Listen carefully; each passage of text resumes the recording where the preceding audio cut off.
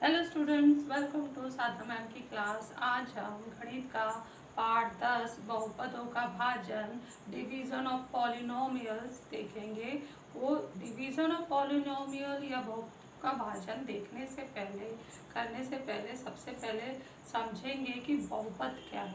बहुपद समझने से पहले ये देखेंगे कि बैजिक व्यंजक क्या है, क्योंकि बैजिक व्यंजक का एक प्रकार ही बहुपद है। बैजिक व्यंजक आप लोग 7वीं कक्षा में पढ़कर आए हो, तो उसके आगे का भाग हम देखेंगे। लेकिन पहले रिवाइज करते हैं कि ये बैजिक व्यंजक क्या है। तो यहाँ पर बताया गया है, वो मैं समझाते जा रही हूँ। बैजिक व्यंजक, जिसका अंग्रेजी नाम है एल्जेब्रिक एक्सप्रेशन, उसका परिभाषा है ऐसा व्यंजक जिसमें एक चरांक, चरांक का अंग्रेजी नाम है वेरिएबल, चरांक का गुणांक, उसका अंग्रेजी नाम है कोएफिशिएंट ऑफ वेरिएबल, तथा स्थिरांक हो, स्थिरांक का अंग्रेजी नाम है कांस्टेंट हो, तो उसे व्यंजिक व्यंजक कहते हैं या अलजेब्रिक एक्सप्रेशन कहते हैं।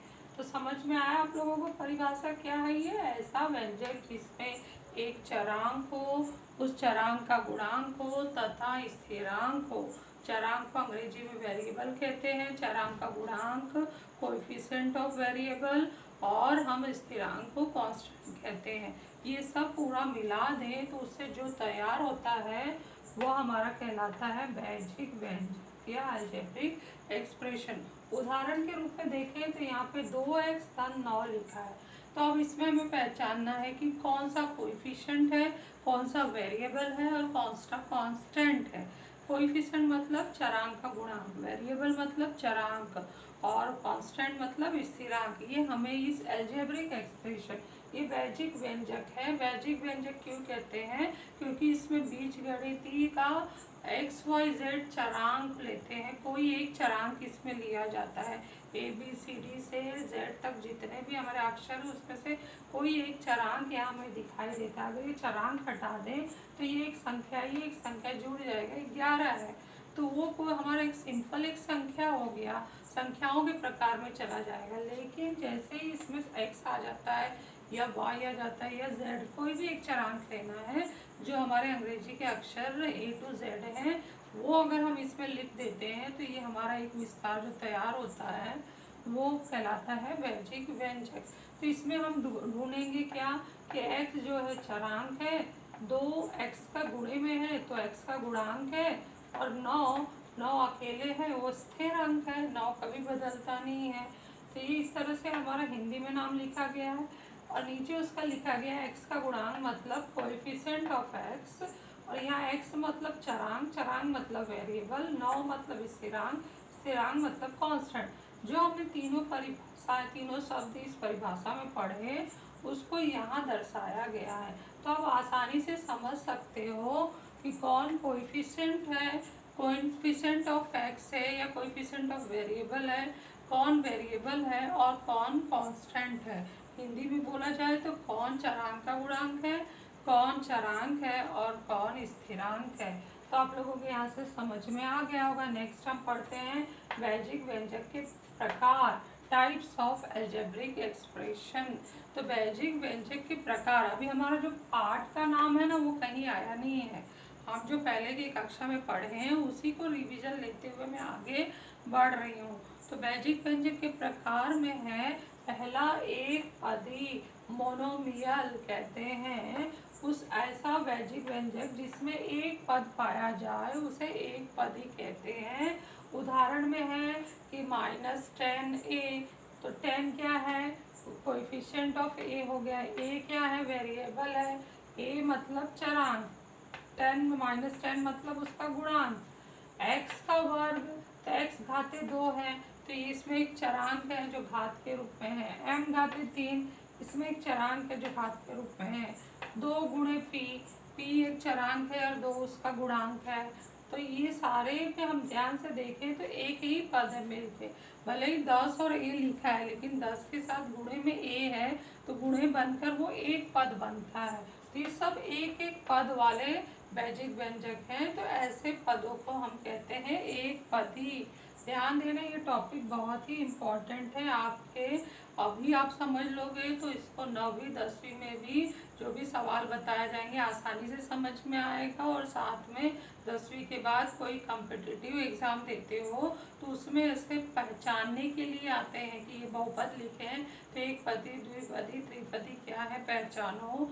तो ये सब काम आते हैं, ये मूलभूत जानकारी है, इसको जरूर समझ कर रखो। तो नेक्स्ट हम दूसरे प्रकार पर चलते हैं, द्विपदी।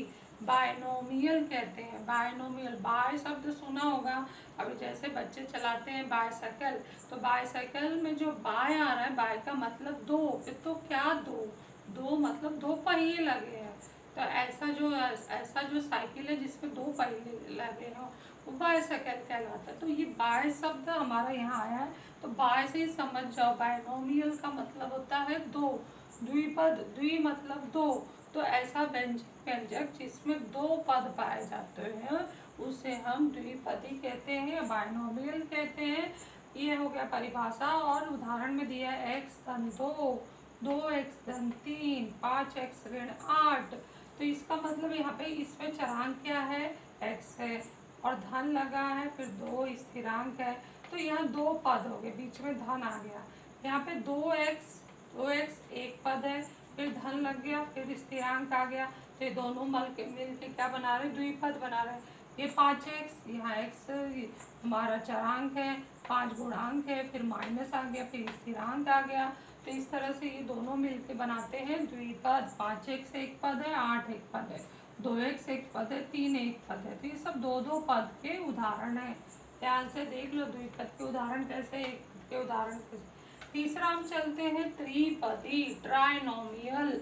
ट्राइसाइकिल, ट्राइसाइकिल जो हम पहले स्टार्टिंग में चला साइकिल सीखते हैं तब हमारे 3 पहिए लगे होते साइकिल में, ध्यान दिया होगा, तो वो कहलाता है ट्राइसाइकिल।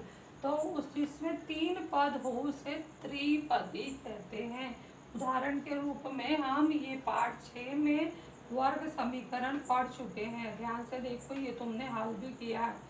x का वर्ग धन 5x धन 6, तो इसमें 3 पद आ रहे हैं, पहला पद, दूसरा पद और ये तीसरा पद। इसमें चरांक पूछा जाए तो x है और स्थिरांक पूछा जाए तो 6 है। ऐसे गिने जाए तो कितने पद आ रहे हैं, 3 पद। तो इस तरह से ये हमारे त्रिपदी का उदाहरण है जो पाठ 6 में दिया गया था। अब हम चलते हैं वैजिक व्यंजक का चौथा प्रकार। चौथा प्रकार देखो ध्यान से, ये बहुपद है, बहुपद। बहुपद हमारा आगे ना पाठ का नाम बहुपद, पॉलिनोमियल। बहुपद का अंग्रेजी नाम क्या है, पॉलिनोमियल। ऐसा व्यंजक व्यंजक जिसमें एक या एक से अधिक पद हो तथा प्रत्येक पद में चर का घातांक धन पूर्णांक संख्या हो, उसे एक चरांक वाला बहुपद कहते हैं। मतलब ऐसा वैजिक व्यंजक जिसमें एक चरांक हो, अर्थात वो पूरा समीकरण अगर x लिया है तो x से लिखा हो, p लिया है तो p से लिखा हो, y लिया हो तो y से लिखा हो, एक ही चरांक हो। और चरांक का जो भी घात दिया है हर पद में, चाहे एक पदी हो, द्विपदी हो, त्रिपदी हो, वो कैसा हो, धनात्मक पूर्णांक हो, धन वाली संख्या हो, पूर्णांक हो, 1/2 में नहीं, दशमलव के रूप में नहीं हो और माइनस भी नहीं हो। ऐसा ये शर्त है, ये विशिष्ट शर्त है। तो ऐसा वैजिक व्यंजक जिसमें एक या एक से अधिक पद हो। देखो पॉलिनोमियल का अर्थ ये नहीं है कि इसमें हम ढेर सारे पद होंगे तभी उसको पॉलिनोमियल। ये जो हम पढ़ते आ रहे हैं एक पदी, द्विपदी, त्रिपदी, अगर हमने ये परिभाषा समझ लिया है तो इनको भी हम बहुपद कह सकते हैं। ये एक पदी वाला बहुपद है, ये द्विपद वाला बहुपद है, ये 3 पद वाला बहुपद है। तो बहुपद क्या है, बहुपद जो उसमें एक या एक से अधिक पद पाए जाए और जो उसमें प्रत्येक पद में जो चरांक है, चरांकों का जो घात है वो घातांक धन पूर्णांक संख्या हो, तो उस एक चरांक वाले बहुपद को बहुपद कहते हैं, उसे एक चरांक वाला बहुपद कहते हैं। उदाहरण में हम देखें तो x एक पदी है, तो एक पदी वाला बहुपद हो गया। 2x धन 3, 2x एक पद 3 एक पद, धन लग गया तो 2 पद आ गया। 2x धन द्विपद वाला बहुपद है। एक्स स्क्वायर धन 5x धन 6, 1 2 3, 3 पदी वाला बहुपद है। और 3y धन धन 2y वर्ग धन y धन 5, 1 2 3 4, इसमें 4 पद है। तो ये 4 पदों वाला क्या बहुपद है, क्योंकि बहुपद का परिभाषा है कि ऐसा व्यंजक जिसमें एक या एक से अधिक पद हो उसे हम एक चरांक वाला बहुपद कहते हैं। साथ में चर का घातांक कैसा हो, धन पूर्णांक संख्या हो। तो आप लोगों को ये बहुपद का परिभाषा समझ में आ गया होगा और ये भी समझा होगा कि जो भी हम प्रकार पढ़ रहे हैं वो सब बहुपद है। लेकिन नाम जब एक पद है तो एक पदी बोलते हैं, 2 पद है तो द्विपदी, 3 पद है तो त्रिपदी। नेक्स्ट हम चलते हैं बहुपद का कोटि। देखो यहाँ पढ़े कि ये प्रकार में आए, प्रकार इस तरफ खींचा गया है, आप लोग लाइन से भी लिख सकते हो, नहीं ऐसे बना के। और उसके बाद अगला टॉपिक ये जाना है बहुपद की कोटि। बहुपद की कोटि मतलब बहुपद का सबसे बड़ा घात, डिग्री ऑफ पॉलिनोमियल। तो परिभाषा जो अभी मैंने अर्थ बताई वही परिभाषा है। दिए गए बहुपद में चर के सबसे बड़े घात को बहुपद की कोटि कहते हैं। यहाँ परिभाषा लिखा है बहुपद की कोटि का, यहाँ मैं हेडिंग डाल देती हूँ परिभाषा।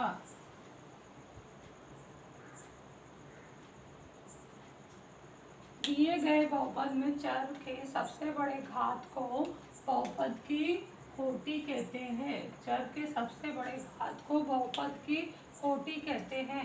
उदाहरण में समझ में आया, हमारा जो एक चरांक वाला जो पद होगा, एक चर वाले जो भी बहुपद होंगे उसमें घात लगे होंगे। घात कैसा होगा, धनात्मक पूर्णांक संख्या होगा।